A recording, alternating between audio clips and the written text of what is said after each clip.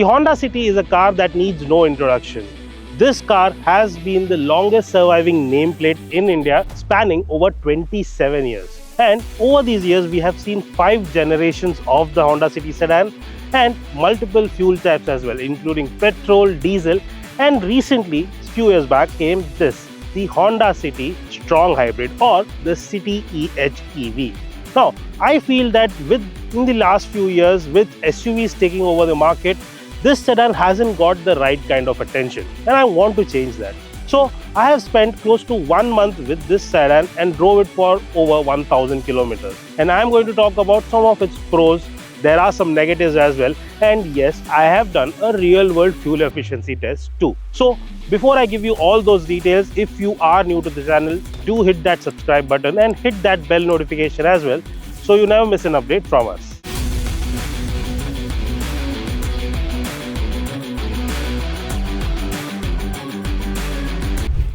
In the world of subcompacts, the Honda City is one of the few sedans that still offer you a proper 3-box style design. So you have a proper size bonnet, a proper size glass area and a proper size boot area as well. Now, despite its 4.5 meter length, it is still quite easy to maneuver in the city. As the name suggests, it is built for the urban jungle and it has a turning radius of 5.3 meters. So yes, it's easy to maneuver, it's easy to park in those tight spaces, and that is what makes the City a practical car. What you'll also be able to manage is to have enough space to store your luggage. Now, yes, due to the battery pack, the boot space in this City Hybrid is limited to 410 liters. But it is still enough for 2 suitcases or 3 overnighters. Go for the regular petrol option and you get 506 liters of luggage capacity, which incidentally is more than not just Honda's very own Elevate, but also other SUVs in the segment like Hyundai Creta or even Tata Harrier. Now, what might be a matter of concern is the ground clearance. Now, at 165 mm, it is one of the lowest in the segment, and managing those big potholes and speed bumps that a city like Mumbai throws at you will be challenging. But it is manageable because you have to drive it like a sedan and not like an SUV, which means be slow and gentle.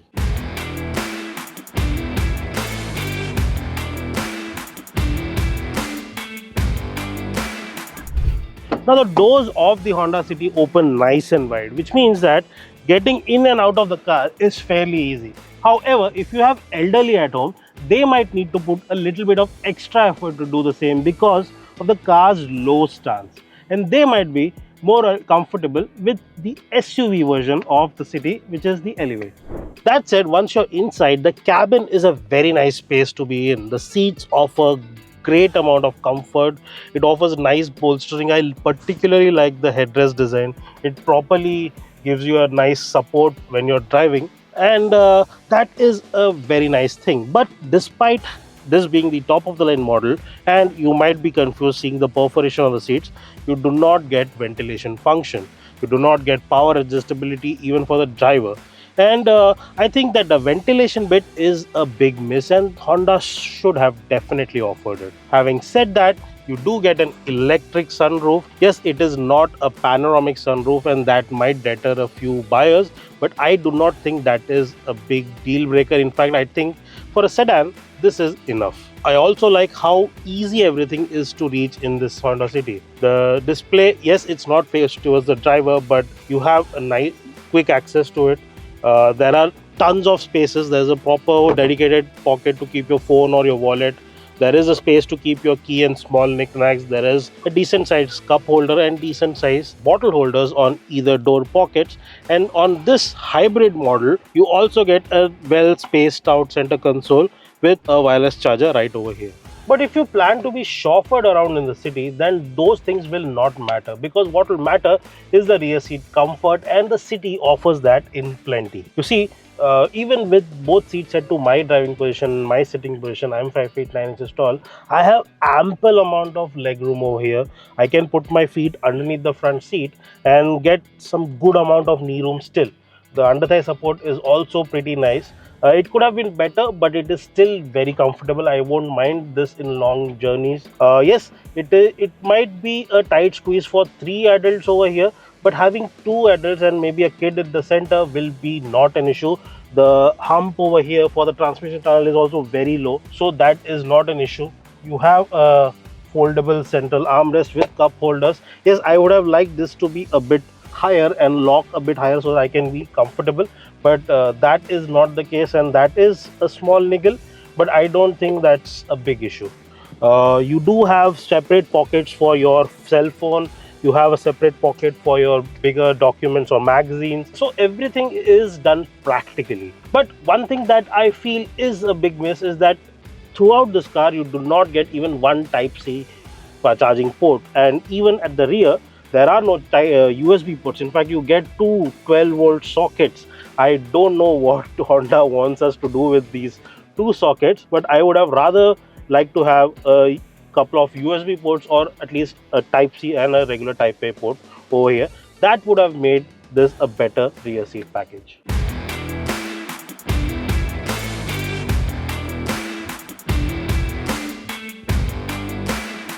Now when it comes to features and tech, the City is a mixed bag of few modern yet mostly outdated offerings. And I do wish Honda brings in an update to fix that, because it is deterring a lot of buyers from going for the City. Case in point, this touchscreen infotainment system. At 8 inches, it is minuscule by today's standard.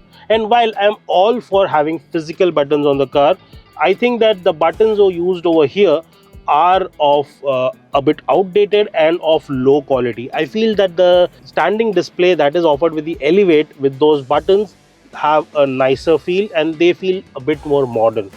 What I do like is the fact that you also get wireless Android Auto and Apple CarPlay still, and that is a good addition. It is also quite instantaneously connecting, and you won't have any issues connecting your phone. But what you don't get is 360-degree view camera, because you only get a rear view camera over here. But it is nice and wide and gives you a nice field of view, and the guidelines also are very useful, and they do feel a bit accurate while parking. You also get a blind spot view, but it is only offered for the left hand side of the car, so you will have to consider that.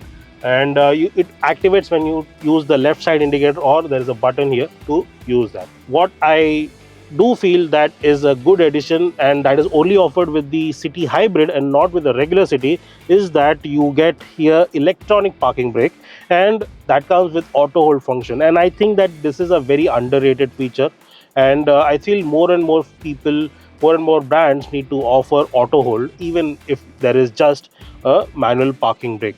Then again, you get a dedicated inbuilt wireless phone charger over here. In the regular City, you do not get this because there is a handbrake over here, and there you get an accessory that takes up the cup holder space, and that is where you need to choose between cup holders or a wireless charger. So yes, the City Hybrid makes those things a bit more convenient. Moreover, in addition to 6 airbags, ABS and stability control, the City Hybrid also comes with Level 2 Advanced Driver Assistance Systems, or ADAS, offering you features like collision mitigation braking, adaptive cruise control, lane keep assist system, and auto high beam, among others. But there are two features I feel are very underrated, and you don't get to see them in a lot of cars in today's world. Now, firstly, it is the proximity sensor. So all I need to do is close the door, and if I walk away from the car just a few meters away, and the car will lock itself. Now if I go back and I want to open the car, I don't need to use the key fob or press this button. All I need to do is keep my hand on the door and it opens. So this is one great thing. Another thing is, using the key fob, now you can open and close all the windows as well as the sunroof without accessing the buttons inside. All you need to do is press the unlock button, long press it, and you'll notice that all windows and the sunroof open. Now this is a natural way to ventilate the car if it is standing in the parking lot for a while now. But if you want to use the AC, that too is possible using the hold button. Well, all you need to do is press the lock button and then long press the hold button. The car's ignition will turn on and the AC will start cooling the cabin.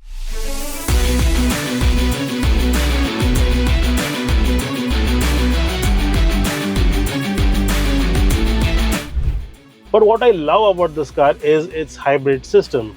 The lithium-ion battery that powers that electric motor, the PMS motor, is mated to a 1.5-liter naturally aspirated four-cylinder engine, and that engine is very refined. It is the iVTEC, of course, and it is quite refined. But with that additional boost from that electric motor and the hybrid system, this takes it to the next level. It is smooth, it is refined, it is very silent, and that is something I love. Even when I am doing, say, about 50 kilometers per hour right now, the car feels silent. You don't hear that engine noise. You don't get to hear that loud grunt. In fact, it feels very silent and smooth. And it is only when you try to rush the car, that is when that noisiness of that engine, the engine under stress, the sound that it makes under stress. Now, the one thing that you need to remember about performance is that it is not a spirited car. Yes, the output is decent. The combined output from the engine and the electric motor stands at 124 brake horsepower, whereas the torque output from the engine alone is 131 Newton meters, and the electric motor offers an additional boost of over 250 Newton meters. So the combined output is quite good. But if you expect the car to rush ahead, if you expect it to rocket ahead right as soon as you hit the throttle, then that won't happen. It doesn't like to be rushed. It likes to gradually increase the speed, and if you do that, then it is a very nice and pleasant drive. In fact, it can sustain triple digit speeds without any fuss, day in day out, and it can do that for long hours without any fuss. But what's really the highlight of this hybrid car is not the powertrain's performance, but rather its fuel efficiency.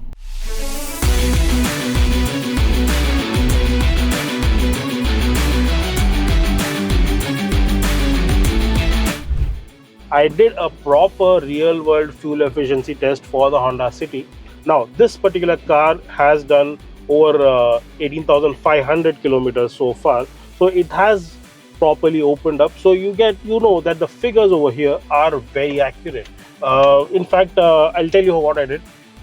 I took it around a city loop and I drove it for more than 80 kilometers in that particular loop, and I got decent everyday traffic scenario with stop and go traffic, signals after every couple of kilometers, speed breakers. The speeds were kept minimal. The average speeds were between 20 to 30 kmph, whereas the highest I could go was about 50 to 60 kmph.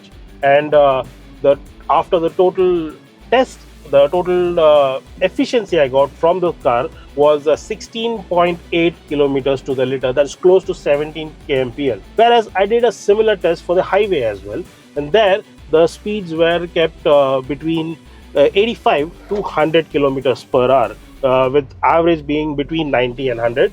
And there I drove the car for over 90 kilometers. And there, after the entire test loop, the fuel efficiency from the Honda City HEV was almost 28 kmpl. Now, that is 27.8 kmpl, and that is a very nice number. In fact, when you average it out, you can get a proper average fuel economy from the City Hybrid of almost 23 to 25 kmpl. And if you are looking for a frugal car, then that kind of fuel economy will certainly attract you.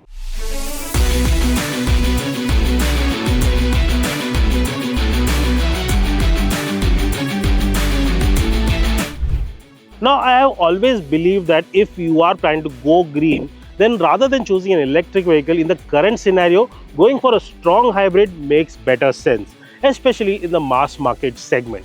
Now, yes, the City Hybrid or the City EHEV is priced a bit steeply. Yes, at 20,85,000 rupees ex showroom, it is 4 lakh rupees more expensive than the top of the line City Petrol Automatic. But for that, you also get great drivability, you get good comfort, you get decent features and tech that you need, all the important ones at least, and you also get a fuel efficiency that is better than some of the diesel vehicles out there in the market. So yes, overall it's a very nice package and I feel that it deserves more attention. So let us know in the comments, if you are planning to buy a hybrid vehicle, will you choose the city hybrid, and if not, what are your reasons? And for more such videos, keep following Car and Bike, and if you like this one, do give it a like and share it with your friends.